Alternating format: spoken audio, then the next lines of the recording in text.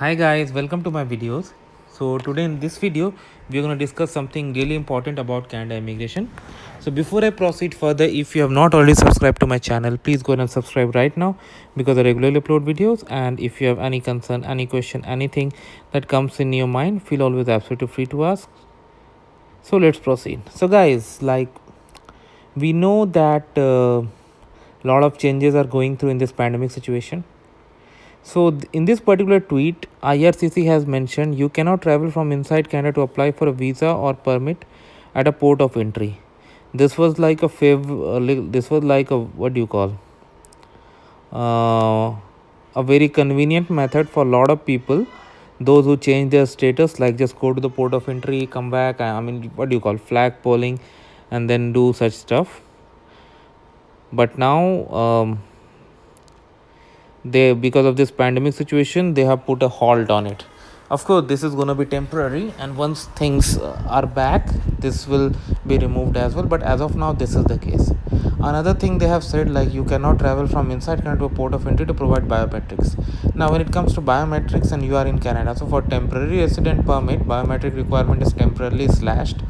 So those who have applied any temporary resident permit, they don't need to worry about biometrics as of now. But yes, there are candidates who have applied for permanent residence from within Canada, and a lot of them would be at the stage of biometrics as well. Although Service Canada locations have opened, but biometrics haven't been started. So at this time, like there's nothing that they can do if they are inside Canada until Service Canada locations open, because they just can't go to a port of entry and have themselves through biometrics, because they are actually not accepting it. So if you still do it, you can get some unexpected situation, like if they will refuse you, and then if you don't have valid permit and all, it will be hard for you to enter as well. So make sure you don't do this, because they have clearly said that this is not allowed now, so you should not take any chances. It's not allowed means it's not allowed, and this is official.